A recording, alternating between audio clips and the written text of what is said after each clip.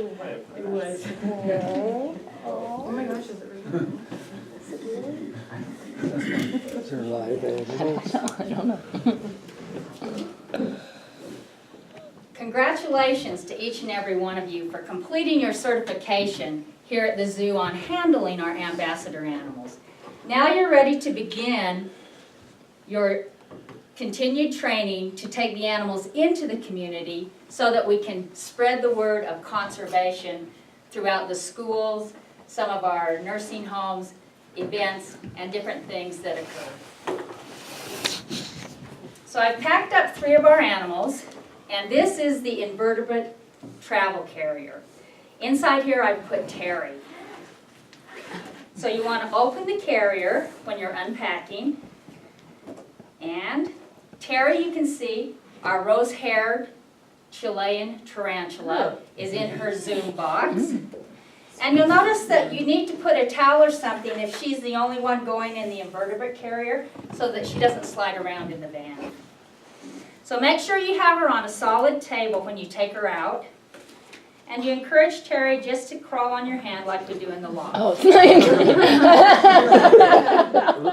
Now, one thing that's very important is to have some facts handy in your mind to begin to talk to the public about. For example, you can say, there's over 900 species of tarantula in the world. The largest are as big as a dinner plate, the smallest the size of a fingernail. They live on every continent but Antarctica.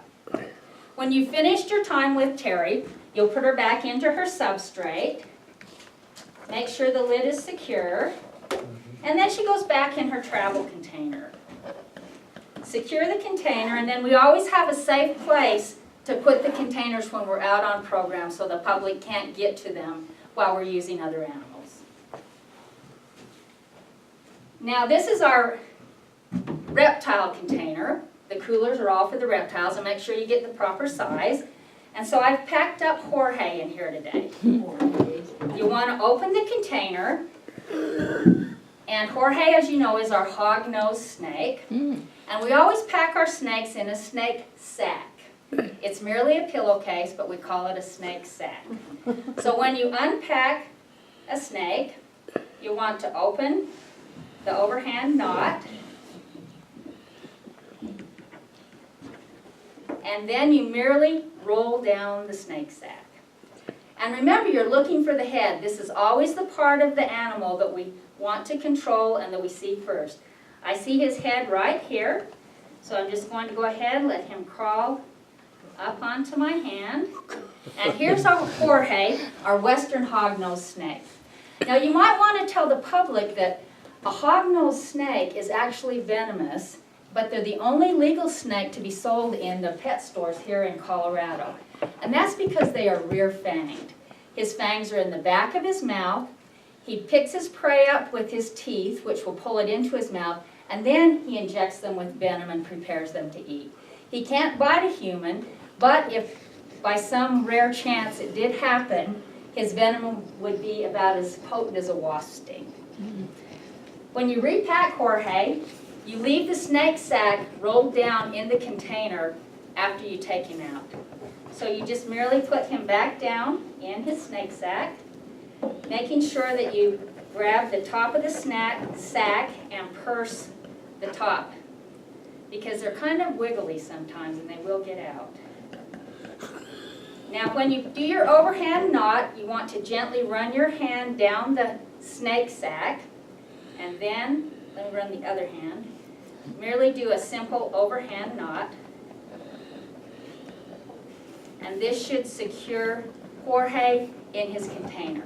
Now you'll notice I put a piece of newspaper in the bottom of all the reptile containers for transport.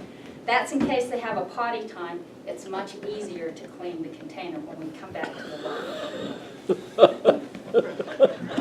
Make sure you put the lid securely on. And then you want to secure the travel container wherever it's safe so that the public can't get to it. Okay, this is our mammal container.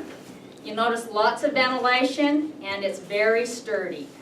So I've packed up Tulip in here today. Tulip. We're going to go ahead and open the container. And when we pack up our mammals, we always put shredded newspaper in the bottom because, as you know, they love to nest. So when they're traveling, they'll nest in this. They can be comfortable and safe while we're in the van. Now with all of our mammals, you'll want to make sure they know you're here. You kind of give her a little warning. And here's Tulip. She is our dwarf Holland rabbit. Now one of the things that you can tell the public about her is, you know, rabbits don't just use their ears for listening. These ears are filled with lots of blood vessels. And if the rabbit puts its ears up, it will be cooled off like in air conditioning. And if it's cooler outside, they'll lay their ears down, and this will help them retain heat. So after you've had Tulip out on her little program and talk to the public, and also the public can touch our animals, and you always want to make sure they touch from head to tail the same way fur and scales grow. So you'll return Tulip to her travel container, make sure she's in her nesting material, and then secure the lid. And once again, you'll secure the container into a place where the public can't mess with it. Because we have had some of our animals that the public thinks they can take out on their own, which is not true. Now that you've seen the demonstration on how to unpack and repack our animals, we're going to take about a 15-minute break here. And when we come back, we'll pull up the van, and I'll demonstrate how we're going to pack all of the containers into the van to travel out for one of our shows.